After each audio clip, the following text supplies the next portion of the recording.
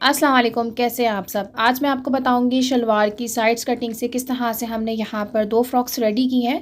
जो मैंने दो फ्रॉक्स रेडी की हैं वो है एक 4 साल की बेबी की और दूसरी है हमारे पास 2 साल की बेबी की।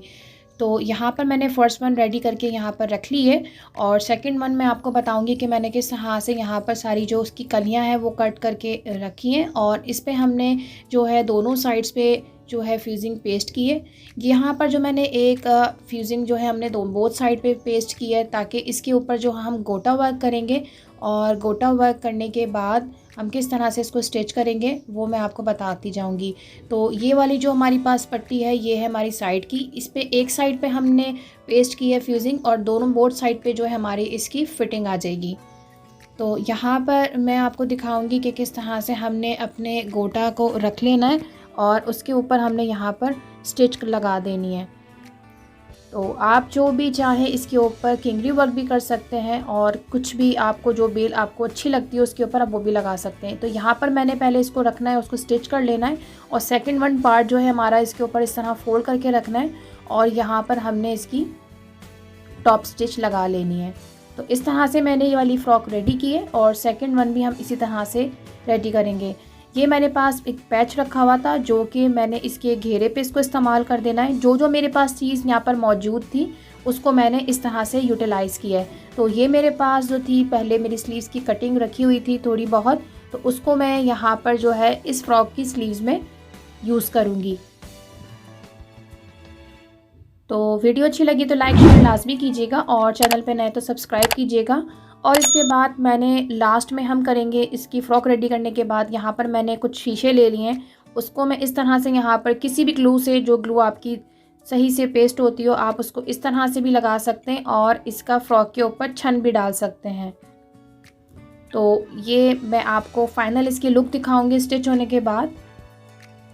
तो ये है इसकी फ़ाइनल लुक। इस तरह से मैंने आपको जिस तरह बताया मैंने उसी तरीके से हमने सब चीज़ इसको रेडी कर लिया। ये था इसका राउंड नेक पे मैंने इस तरह से इसको पहले मैंने यहाँ पर इसको चौक से जो यहाँ पर निशान लगाने के बाद पहले मैंने बीच वाला जो है गोटा वर्क रेडी किया। दैन उसके बाद मैंने इसके राउंड नेक पर इस तरह से ये बेल को लगा लिया है। अब आ जाते हैं हम इसके नीचे की जानिब। जो मेरी इसकी बॉर्डर था इस पर भी मैंने यहाँ पर गोटा लगा लिया है ताकि हमारी फ़्रॉक में और ज़्यादा इन्हेंस हो जाए।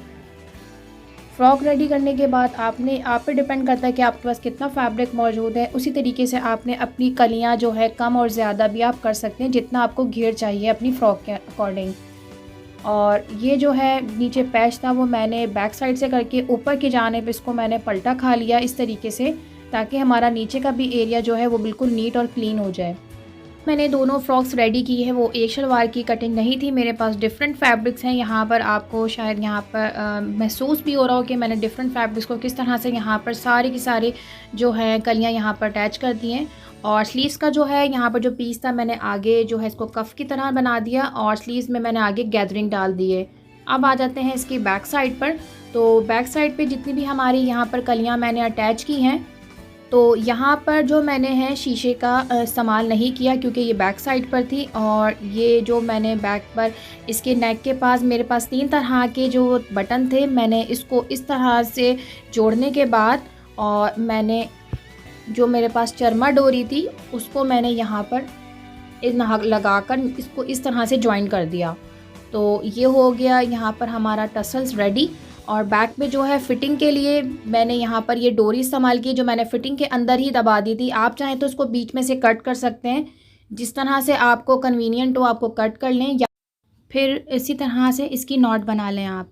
तो ये हो गई इसकी फ़ाइनल लुक। फ्रंट और बैक की मैंने आपको मुकम्मल तौर पे दिखा दी है। ये है मेरी सेकंड वन फ्रॉक जो कि 2 साल की बच्ची की है। तो इसी तरीके से इसका मैंने डिज़ाइन थोड़ा सा डिफरेंट दे दिया है। यहाँ पर नेक को मैंने थोड़ा सा डिफरेंट यहाँ पर बनाया है और वही जिस तरह से मैंने बैक वाली हमारी जो 4 साल की बच्ची की फ़्रॉक मैंने रेडी की है, तो इसी तरह मैंने सब कुछ मैंने वैसे ही रेडी किया है। बट इसका जो स्लीव्स हैं वो इस पर मैंने यहाँ पर गैदर नहीं डाला। जितना मेरे पास फैब्रिक मौजूद था उसी तरीके से मैंने यहाँ पर छोटी फ़्रॉक में मैंने इसको इस्तेमाल कर लिया।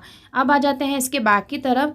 तो बैक पे जो है मैंने इसको गले के लिए मैंने आई हुक का इस्तेमाल किया। यहाँ पर मैंने कोई टसल्स वगैरह नहीं बनाया और ये फ़्रॉक छोटी थी तो यहाँ पर मैंने 4 कलियाँ यहाँ पर डाल दी हैं। और फिटिंग के लिए यहाँ पर मैंने जो है इस तरह से इसको, जो मेरे पास कपड़ा स्लीव्स का मौजूद था उसमें मैंने आगे जो है लेस लगाकर यहाँ पर मैंने फ़िटिंग का स्ट्रिप जो रेडी कर लिया। तो ये हो गई मेरी सेकंड वन फ़्रॉक। और इसके साथ जो है मैंने यहाँ पर ये छोटा सा ट्राउज़र जो है उसकी लेंथ के अकॉर्डिंग ही यहाँ पर रेडी कर लिया। तो मैं अब आपको दिखाऊंगी दोनों फ़्रॉक्स की ओवरऑल लुक।